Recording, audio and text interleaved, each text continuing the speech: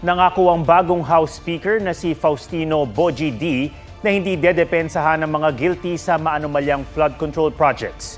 Humingi rin siya ng pagkakataong muling pagkatiwalaan ng publiko. Si D, na isa ring kaalyado ni Pangulong Marcos, ay inihalal matapos magbitiw na House Speaker si late 1st District Representative Martin Romualdez. May report si Jonathan Andal. The Speaker of the House of Representatives, Faustino Bogie D. III, will now address the body. Sa botong 253 pabor, 28 abstain at 4 na hindi bumoto, inihalal na House Speaker si Isabela 6th District Representative Faustino Bogie D. III. Si D ang nag-iisang ninominate kapalit ni Representative Martin Romualdez na nag-resign sa gitna ng anomalya sa flood control projects at alegasyong may mga kongresistang kumikickback sa mga ito. The issues surrounding certain infrastructure projects have raised questions that weigh not only upon me, but upon this institution we all serve. The longer I stay, the heavier that burden grows. Sa kanyang talumpati matapos manumpa, nagbitaw ng pangako si D.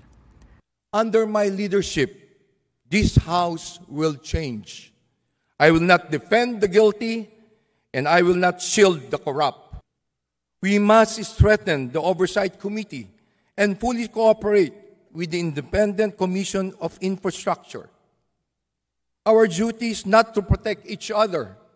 Our duty is to protect the Filipino people. Aminado si D na may pagkukulang ang Kamara, kaya humihingi ng pagkakataong makuha ang tiwala ng taong bayan. Kami po ay nagpapakumbaba. Sana bigyan nyo kami ng pagkakataong ituwid ang mga maling kalakaran at linisin ang aming hanay.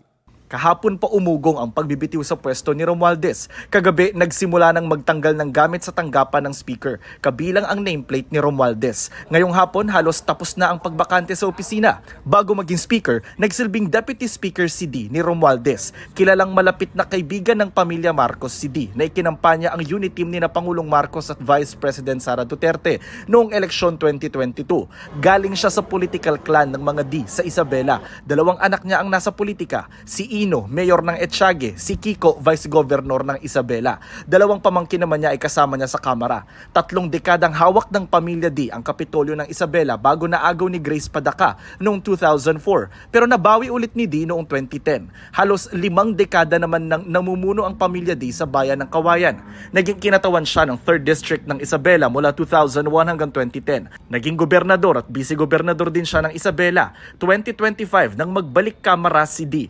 Sabi ni Majority Leader Sandro Marcos, hindi lang naman si D ang kinonsidera. Nasa listahan din daw sina Votas Representative Toby Tiangco na nagsabing ayaw niyang maging speaker. Pati na si Bacolod Representative Albi Benitez na nagparaya raw para kay D. Pero ang tawag ni Davao City Congressman Paulo Duterte sa palitan ng liderato, cover up o takipan. Sabi niya, ang anak ng Pangulo na si Majority Floor Leader Sandro Marcos ang pumili kay D na kaalyado rin nila. Hirit pa niya kay Pangulong Marcos kung seryoso siyang labanan ng korupsyon, bakit hindi raw agad kasuhan ng mga tiwaling mambabatas? Baka style niya yun nung anak siya ng Pangulo, pero I can assure you that we are consultative with all the party leaders. Pwede mo silang tanungin. We met for plenty of weeks. Kung nagpakita sana si Kong Pulong dito sa trabaho at sa session, baka makikita din niya. But I'm sure he's busy looking for the 51 billion that was spent in his district. Sinusubukan pa naming makuha si Congressman Duterte sa sinabing ito ni Majority Leader Marcos. Welcome naman daw para kay Senador Chis Escudero ang paghalal kay D bilang bagong House Speaker. Pero ang transisyong ito ay di raw dapat maka-distract mula sa mga issue patungkol sa mga nakaraang budget at infrastructure anomalies. Jonathan Andala, nagbabalita para sa GMA Integrated News.